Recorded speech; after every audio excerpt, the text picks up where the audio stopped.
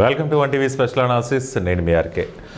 President YCP party అధికారంలోకి రావాలంటే ఏం చేయాలి? ఇప్పుడు వైసీపీ పార్టీకి సంబంధించి ఆ పార్టీ అధినేత జగన్కి కానీ, ఆ పార్టీ కీలక నేతలకు కానీ, కార్యకర్తలకు కానీ ప్రస్తుతం ఈ ప్రశ్నే తొలిచేస్తుంది. ఎందుకంటే కూటమి ప్రభుత్వం అధికారంలోకి వచ్చింది. సరే, కూటమికి సంబంధించి తప్పు లేదన్నా ఎత్తి చూపిద్దాము మీడియా ముఖంగా అంటే పరిస్థితులు అయితే గతంలోకి లేవు. ఏ చేసినా కానీ కేసులు పెట్టేస్తున్నారంటున్నారు, వేధింపులకు గురి చేస్తున్నారంటున్నారు. మరి గత ఎన్నికల్లో అంటే 2019 ఎన్నికల్లో ఉన్నటువంటి పరిస్థితులు అయితే ఇప్పుడు లేవు. 2024కి ముందు దాకా కూడా యాక్టివ్గా ఉన్నటువంటి సీనియర్ నేతలకు కూడా ఇప్పుడు కొంచెం వెనకడుగేస్తున్నారనే చెప్పాలి. మరి ఇప్పుడు ఏం చేయాలి? ఆ పార్టీ అధినేత జగన్కి ఇది అంతుచిక్కని ప్రశ్నగానే మిగిలిపోతుంది. ఇప్పుడు జగన్కి కావాల్సిందేంటి? వచ్చే ఎన్నికల్లో కూటమిని తట్టుకొని నిలబడాలి. మరి అలా నిలబడాలంటే తన చుట్టూ ఉన్న వాళ్ళు కూడా తనకు అత్యంత నమ్మకంగా ఉండాలి. నమ్మకంగా ఉంటూ కూటమి ప్రభుత్వంలో ఉన్నటువంటి లోపాలను కానీ ఏవైనా కానీ తిప్పికొట్టగలిగినటువంటి నమ్మకమైన నేతలు ఉండాలి. కానీ ఎటువైపు చూసినా కానీ నమ్మకమైన నేతలు లేరనే కనిపిస్తోంది జగన్మోహన్ రెడ్డి గారికి. జగన్కి ఇది కూడా ఆందోళన కలిగించేటటువంటి అంశం. ఎందుకంటే ఈ మధ్యకాలంలో చూసాం చాలామంది ఫిరాయింపుల్లోకి వెళ్ళిపోయారు, అంటే వేరే పార్టీలకు వెళ్ళిపోయారు.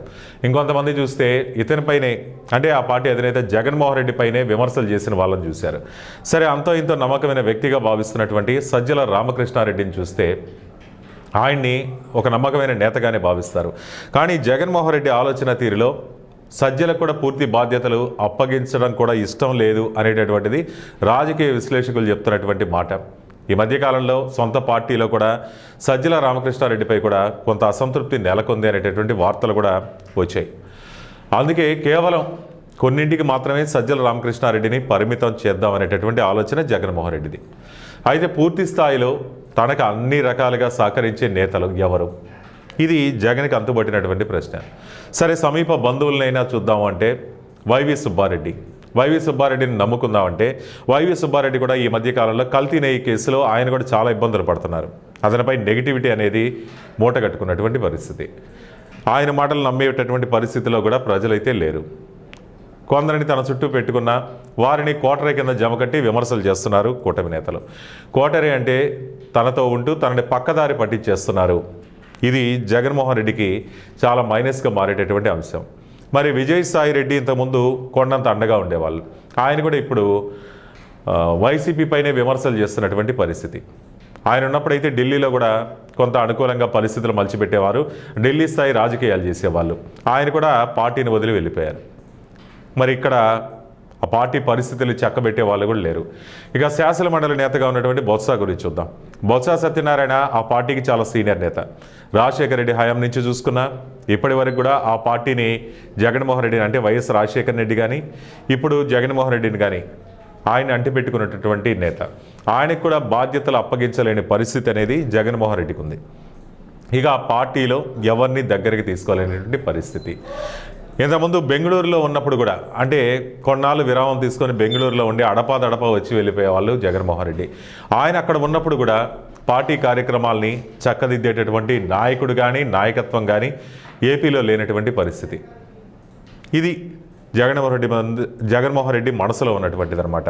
మిగతా బయట వాళ్ళని చూస్తే సరే, సొంత వాళ్ళనన్నా చూద్దాము అంటే తన తల్లి అయినటువంటి విజయమ్మ, చెల్లెలు షర్మిల వీళ్ళు పార్టీని చూసుకునే వాళ్ళు. ఎప్పుడు వైఎస్ జగన్మోహన్ రెడ్డి పాదయాత్ర చేసేటప్పుడు అంటే 2019 అధికారంలోకి రాకముందు ఆయన పాదయాత్ర చేసే టైంలో వీళ్ళిద్దరూ పార్టీని దగ్గరుండి చూసుకునేవాళ్ళు. వైఎస్ షర్మిల కూడా పాదయాత్ర చేసేవాళ్ళు, అలాగే పార్టీకి సంబంధించినటువంటి కార్యక్రమాలు కూడా యాక్టివ్గా ఉండి నడిపించేవాళ్ళు.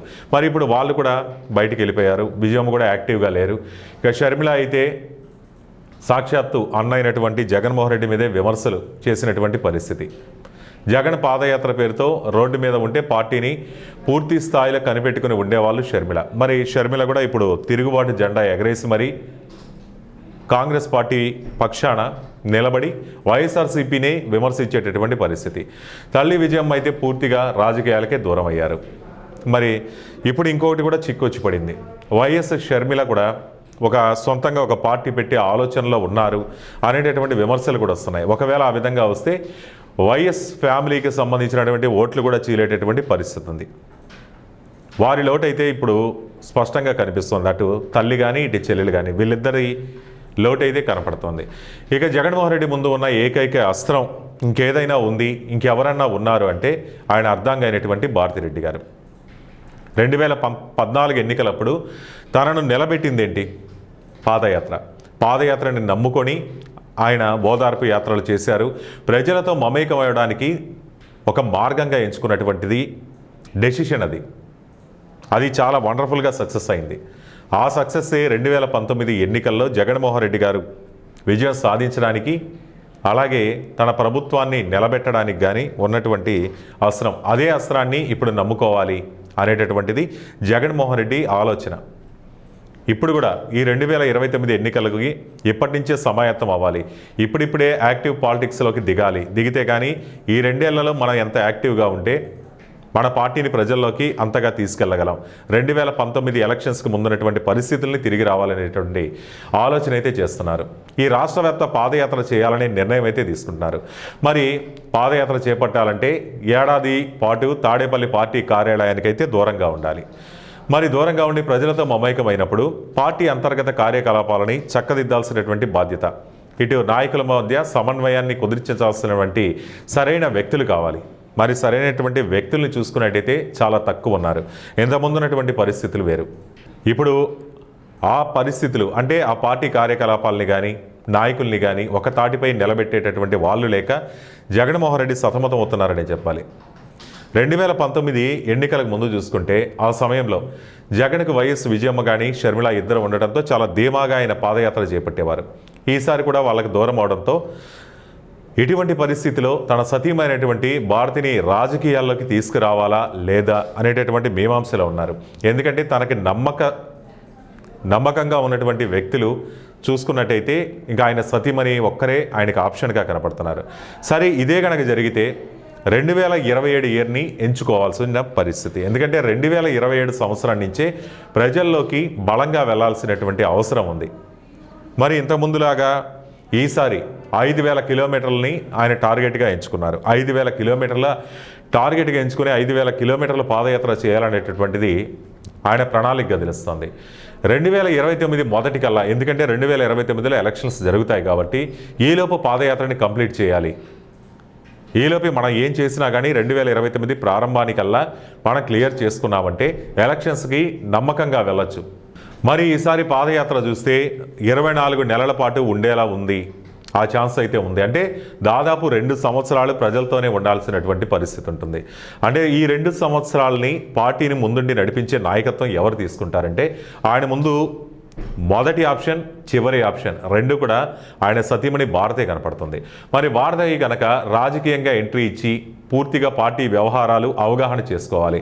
అంటే ఇప్పటి వరకు కూడా వైఎస్ భారతిరెడ్డి గారు యాక్టివ్ పాలిటిక్స్ చేసింది లేదు. మరి ఆమెకున్నటువంటి అవగాహన ఎంత అనేది ఆయన తెలుసుకోవాలి. అలాగే భారతిరెడ్డి గారు కూడా ఆ అవగాహన తెచ్చుకోవాల్సినటువంటి అవసరం ఉంది. అంటే దానికి ఇప్పుడు 2026 సరైన సమయం అనేటటువంటిది జగన్మోహన్ రెడ్డి ఉద్దేశంగా తెలుస్తుంది. సో ఏడాది ఆ ప్రకటన చేయాల్సినటువంటి సమయం కూడా ఆసన్నమైంది అంటున్నారు రాజకీయ విశ్లేషకులు కూడా. మరి చూడాలి ఈ ప్రచారంలో నిజం ఎంత ఉంది ఏంటి అనేది.